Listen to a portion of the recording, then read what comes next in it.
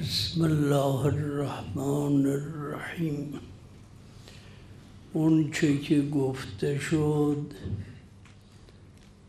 اما از من غیر از قصور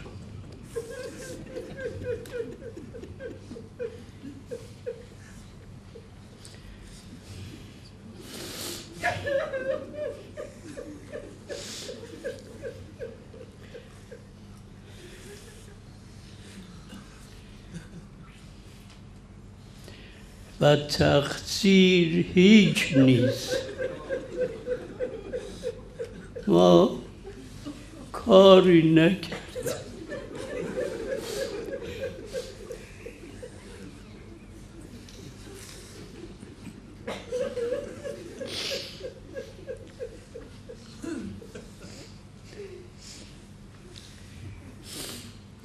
اما شما یا باید از پدرتون تشکر کنید یا از مادرتون یا یک سابقه حسنایی و عمل صالحی داشتید که به این توفیق رسیدید.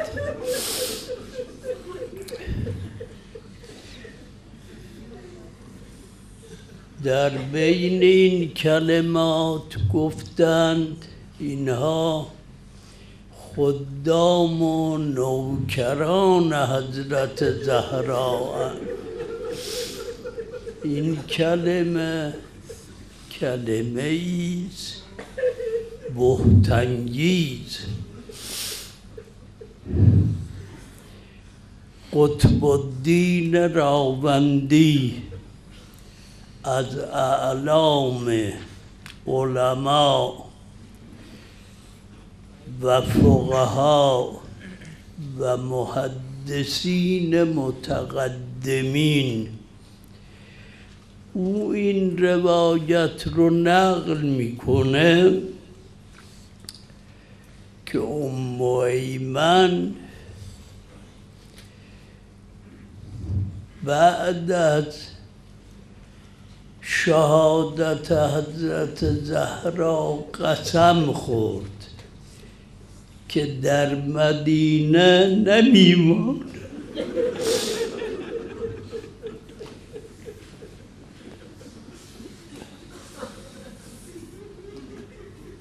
سر به بیابان گذاشت. چه بوده، چه شده، که بوده، او میدانه. حلفت، قسم خورد که در مدینه نمانه. رفت به صحرا، در اون بیابان عربستان تشنه شد، به حد مرگ رسید. یک جمله گفت یا رب انا خادمت فاطمه.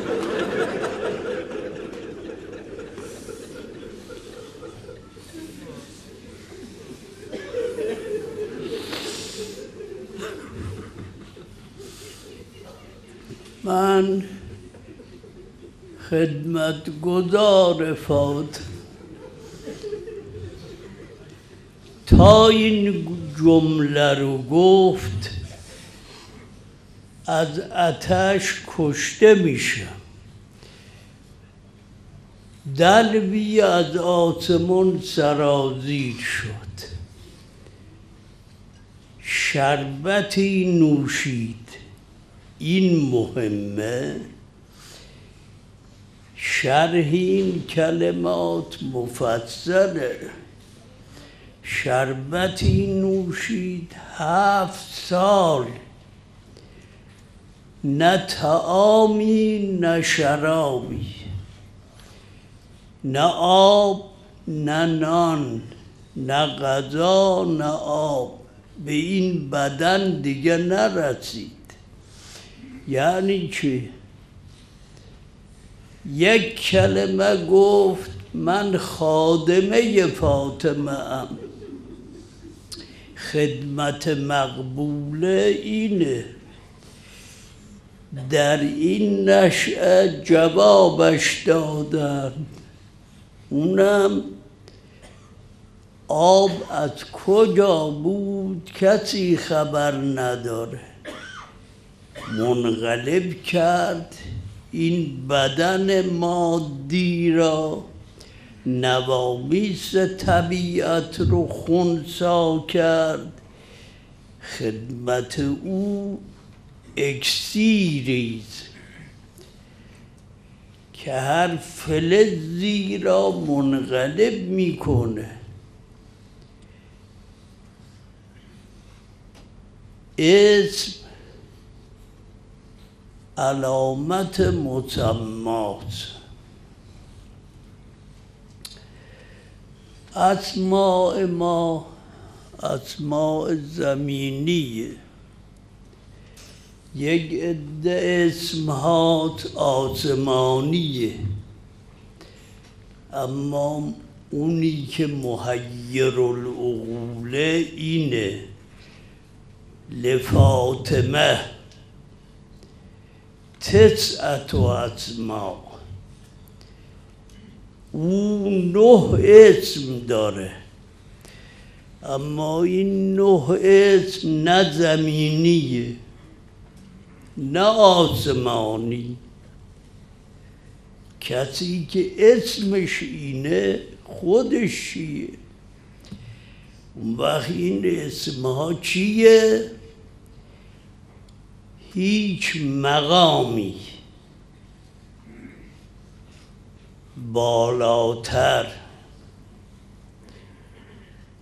تصور نمیشه از مقام عنداللهی، عندیت عزیز مقتدر، عند ملیک مقتدر. آسمان دیگه اونجا محوه، عرش و کرسی و لوح و قلم نابوده. مقام عندیت روایت اینه فاطمه 9 اسم دارد من عند الله. اگر اسم او عند رب خود او چیست؟ شیخ المحدثین صدوق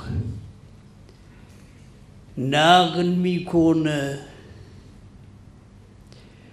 از جابر، سؤال کرد از امام ششم چرا فاطمه الزهرا زهرا نامیده شده؟ فاطمه چه شده توأم با کلمه زهرا شده؟ ما حدیثی داریم، فقه حدیثی، روایتی داریم، درایت روایتی. روایت یک باب، درایت روایت باب دیگره. حدیث بابی، فقه الحدیث بابی.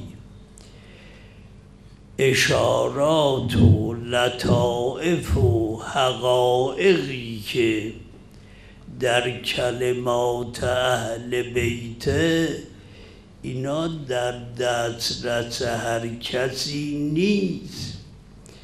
پرسید چرا زهرا نامیده شده؟ جوابی که در این روایت من مختصر میگم، شرحش یک کتابه. فرمود سر لقب زهرا، در سر لقب زهرا بیان امام قریب به این مضمونه که از نور عظمت خدا خلق شد.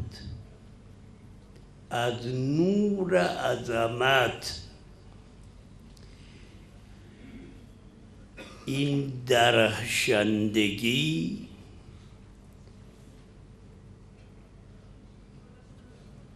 منشأش اینه.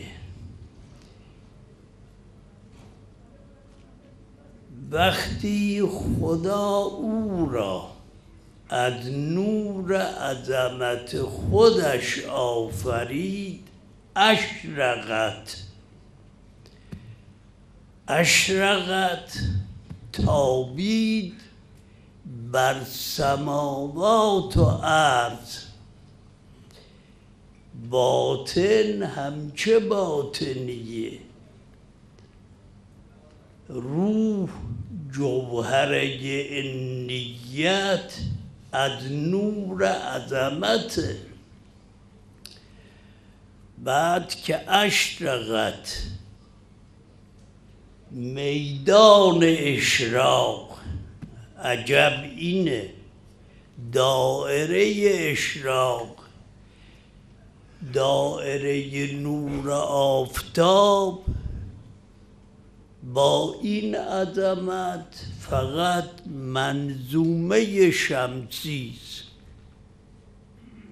هر یک از این شموس دائره‌ای برای اشراق دارد. این چه خورشیدی بود که دائره اشراقش تمام سماوات و اراضین را نورباران کرد.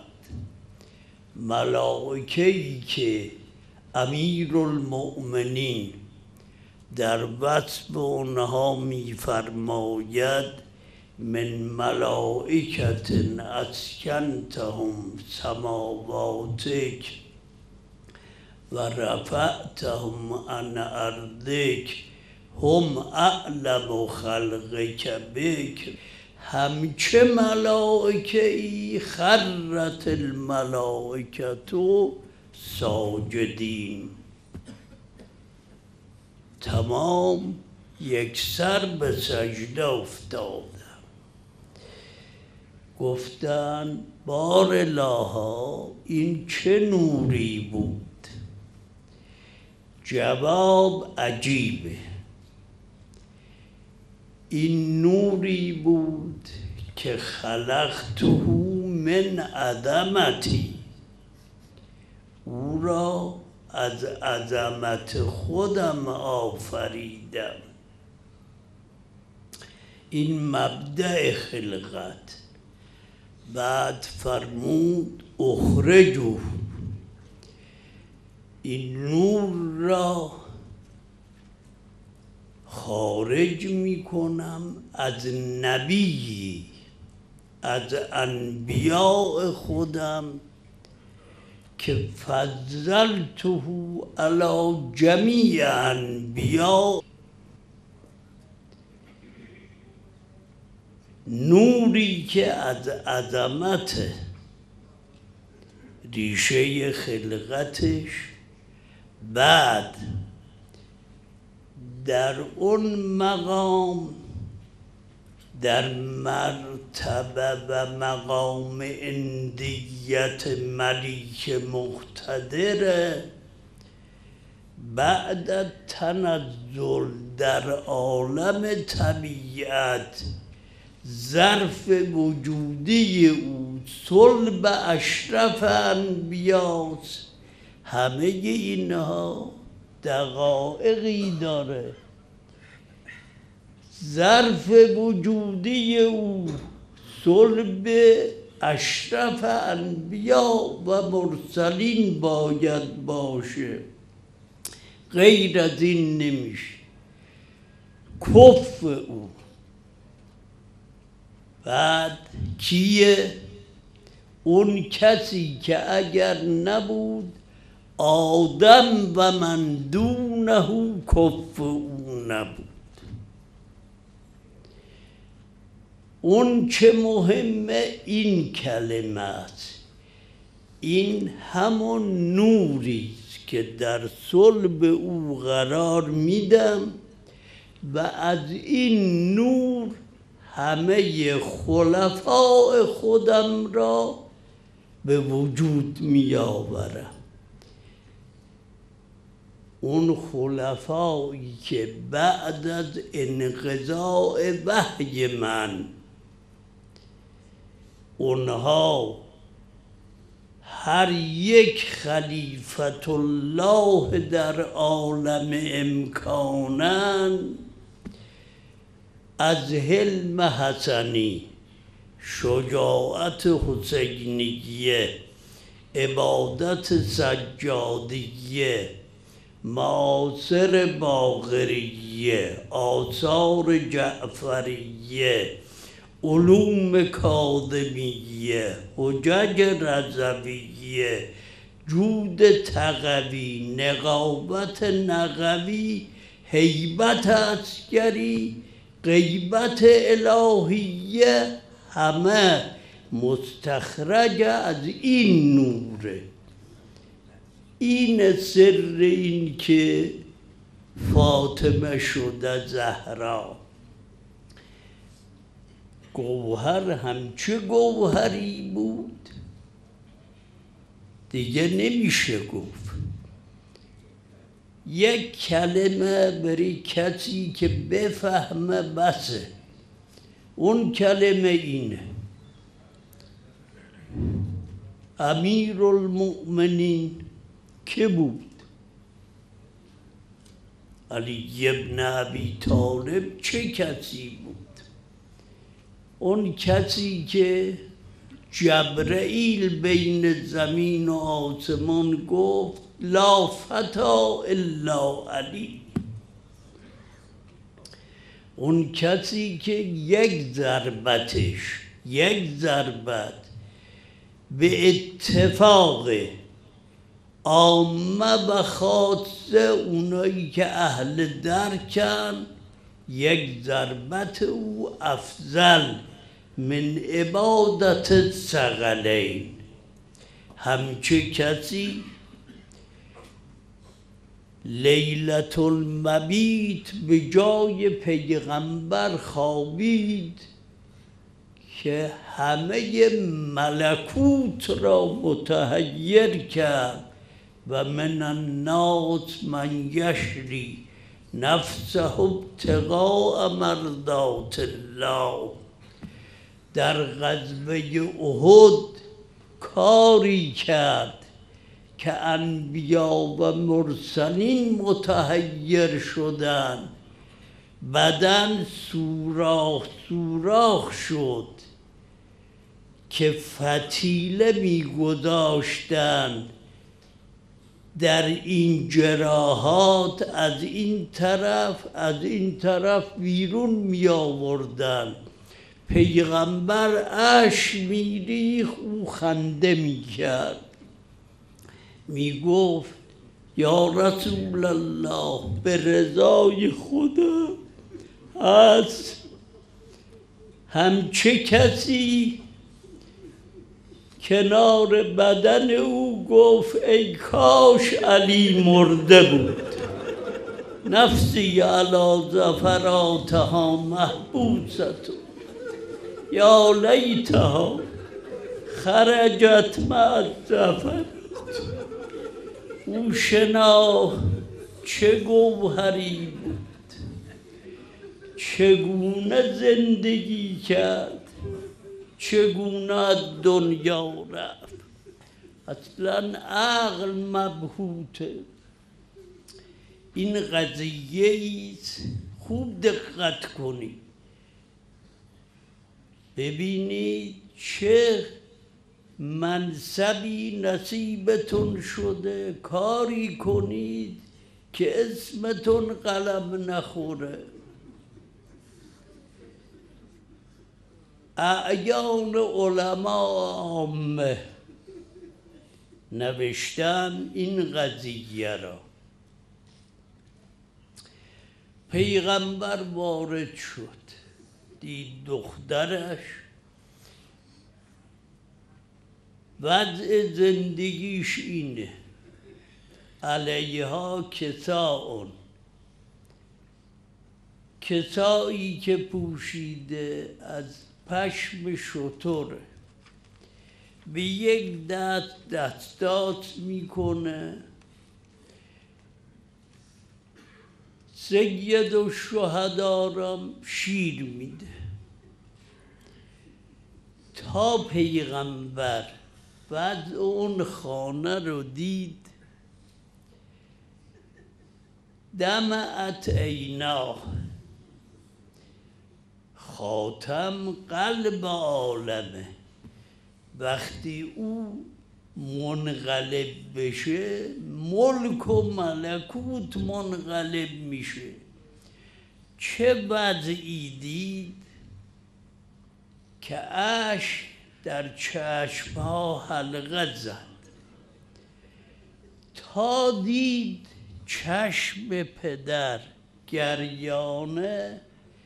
گفت جمله‌ای جبرئیل مبهوته، نه من و تو. در مقابل پیغمبر عکس العملش این بود. گفت یا رسول الله الحمدلله علی نعمائه و شکر لله علی آلائه. نعمتها را یک طرف، آلاء را یک طرف، حمد بر او، شکر بر این. جبرئیل نازل شد، گفت یا رسول الله خدا میفرماید ولسوف یؤتیک ربک فترضی.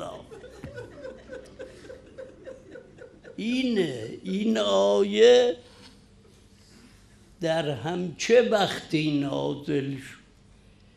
خلاصه اونقدر به تو خواهیم داد تا راضی بشه. بعد چه خواهد داد؟ گفتنی نیست. مبدأ این بود، اما منتها چیه؟ منتها اینه. این جمله بسه. اول کسی که قدم بر بساط قرب خدا میگذارد فاطمه زهراست. اول کس اون. حتی بر خاتم در این جهت مقدم. اول او وارد میشه، بعد پدرش. این مطالب عقل هر حکیمی رو مبهوت میکنه. مهم اینه نه تنها شیعه نوشته، عامه اعتراف کردن اول من یدخل الجنه فاطمه. بعد چه خبره؟ کسی که وارد جایی میشه تا مستقر بشه. زارها آدم و من دونه من النبیین. اول برنامه بهش اینه. 124,000 پیغمبر به زیارت او میاد. حالا همچه کسی چجور زندگی کرد، چجور از دنیا رفت.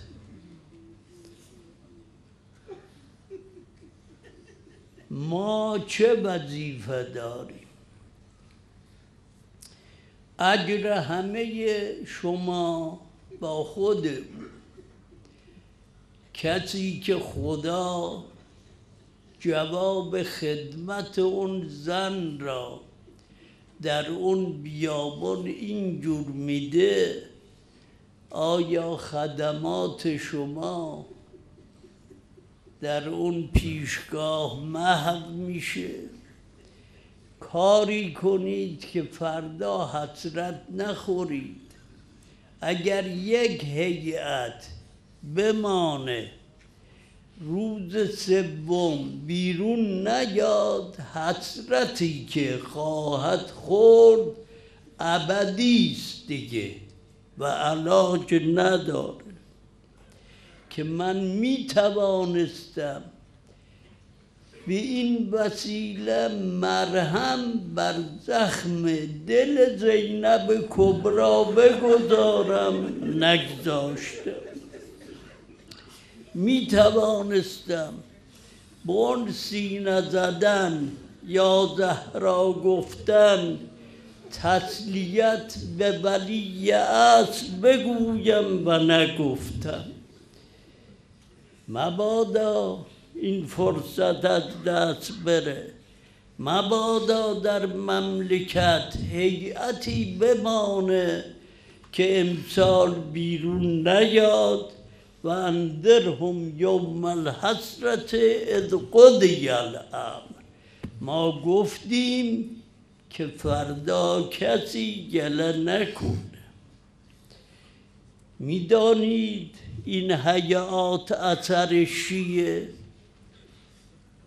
هیئت‌هایی که بیرون میاد، این به سر و سینه زدنها یک دفتر نداره.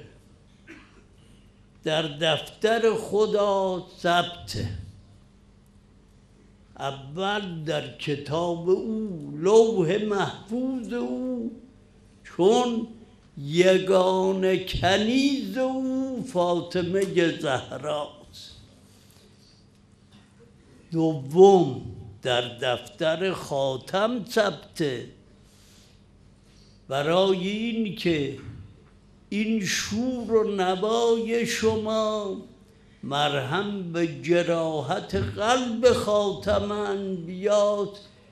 قل لا اسألكم علیه اجرا الا المودة فی القربى. در دفتر امیر المؤمنین ثبت، در دفتر حسن بن علی ثبت، در دفتر سید الشهدا که اون شب با پای برهنه پای اون جنازه دویده ثبت. وقتی برید به مشهد، امام هشتم جور دیگه به شما نظر میکنه که این همانه که گوشه اون شب برای مادر پهلو شکسته من این قدم رو برداشته. کاری کنید که امسال انشاءالله غیر از سالهای گذشته باشه و امسال در هر شهری همت کنید شام غریبان حتما باید دسته سادات بالخصوص علاوه بر بقیه هیئات بیرون بیاد و در اون هیئت سادات غیر سید نباید وارد بشه. غیر سادات در هر مقامی پشت سر اونها باشن. اون هیئت سادات حتما در همه بلاد، قصبات، دهات بیرون بیاد برای چی؟ برای این که اون شب دفن او، در اون شب اون جنازه رفت زیر خاک، کنار جنازه اش هم امیرالمؤمنین یک نامه ای پیدا کرد. در اون نامه نوشته بود به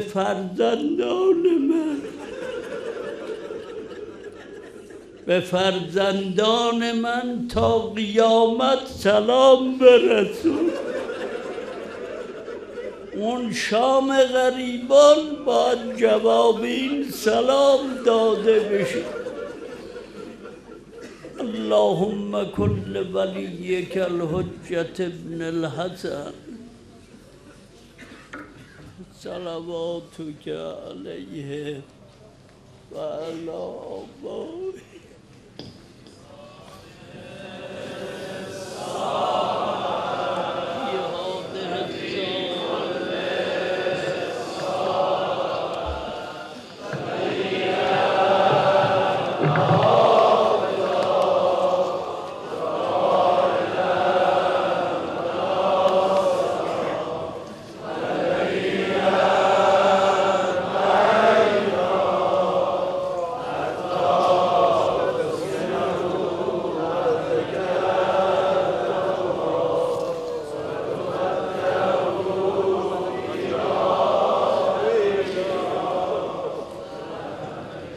محمد را گرامی دختر احمد پروری زهرا، ابر مرد دو عالم را یگانه همسری زهرا، امیرالمؤمنین حیدر بود حبل المتین به حق که تو حبل المتین حیدری زهرا، به گرداب تحیر غرق شد عقلم، نمیدانم علی از توست برتر یا تو از او برتری زهرا،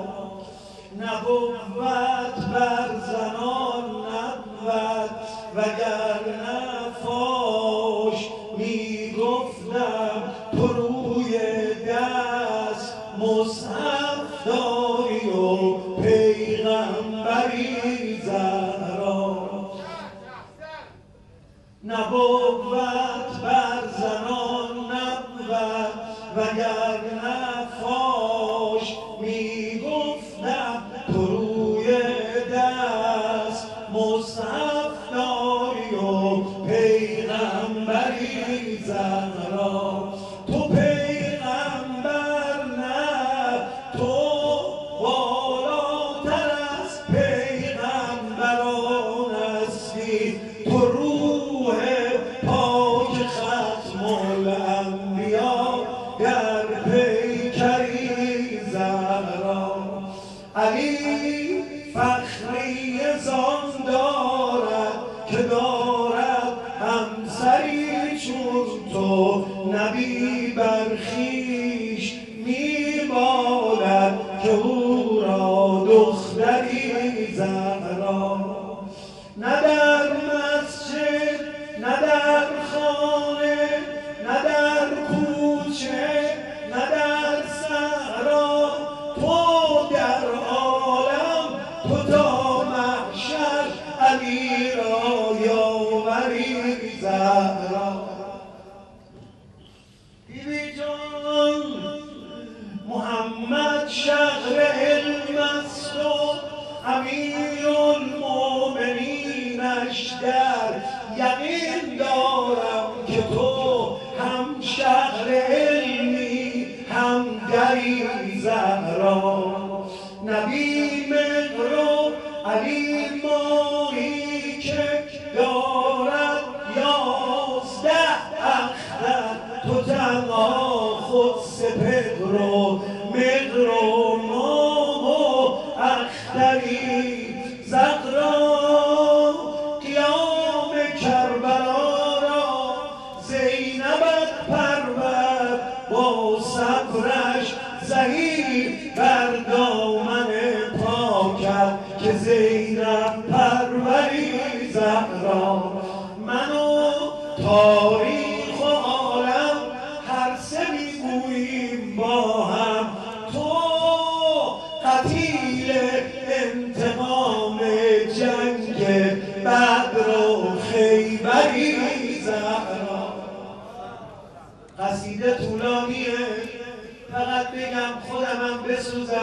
با این دل آلودم در محضر مرجع بزرگوارمون انشالله آقا بقیت الله هم عنایت دارند و انشالله تشریف دارند تو مجلس.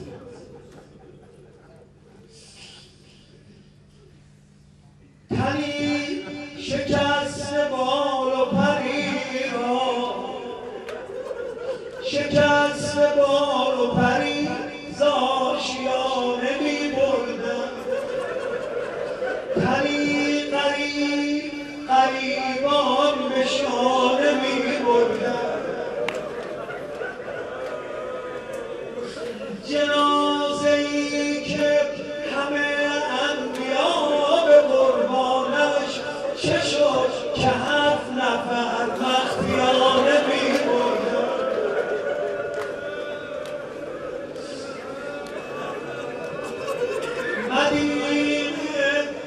مدینه فاطمه را روز روشن آزردن، چرا جنازه او را شبانه می بردن. به جای گل که گذارد روی قبر رسول انشالله سالات بلندتر گریه کنند. به جای گل که گذارد روی قبر رسول برای روح اثر تازیانه می‌کنند.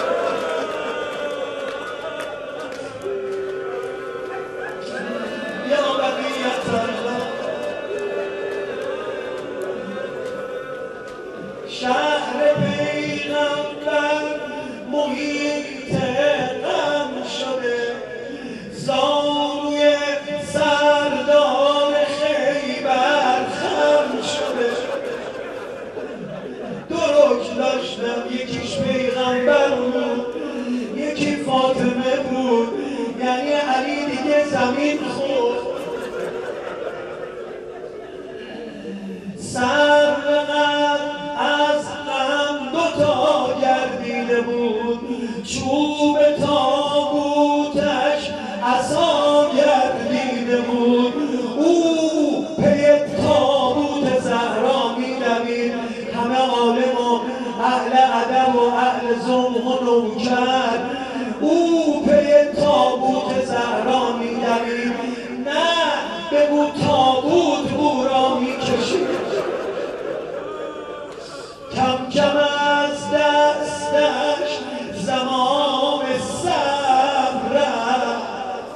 بگم ابن الحسن کم کم از دستش زمام صبر رفت. مردم با 2 زانو تا کنار قبر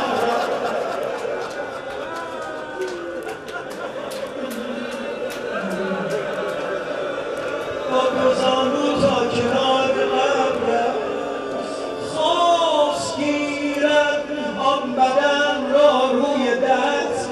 زانویش لرزید باز از پا نشست.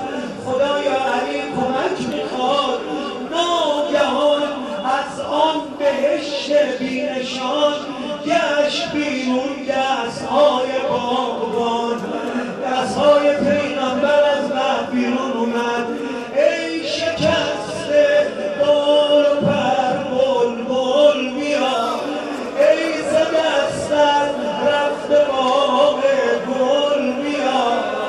باغبانم هست و بودم را بده، یا علی یا کبودم را بده.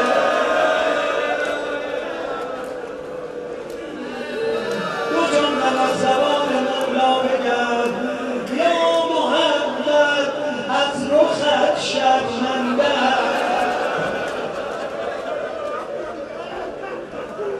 عجب شبی گذشت به امیر.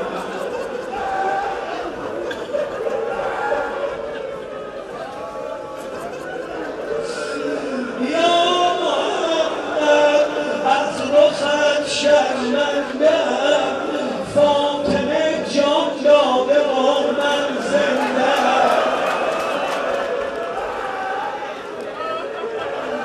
یا رسول الله شاخه یاست که هنوز گریه نکردن انشالله امام زمان یه نگاهشون بکنه اینجا عشق بریزن. شاخه یاسر اگر بشکسته بود دستهای پاکبانت بسته بود.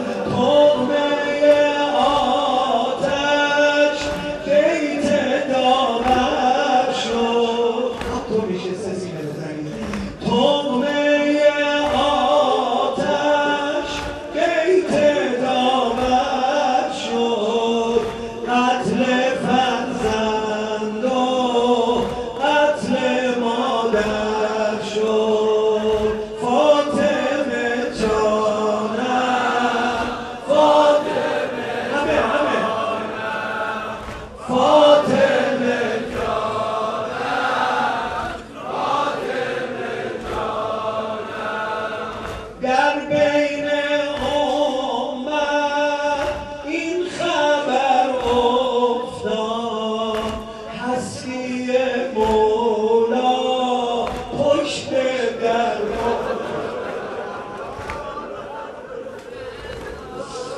در بین امت این خبر افتاد هستی مولا فاطمه جانم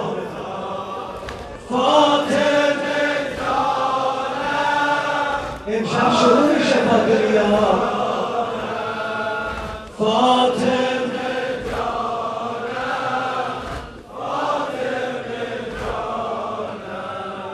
همراه مولا میدود بانو دستی بر پهلو دستی بر زانو. فاطمه یه بند دیگه فاطمه جانم هستیم بودی رفتی از دستم هستیم بودی رفتی از دستم تو چرا رفتی من چرا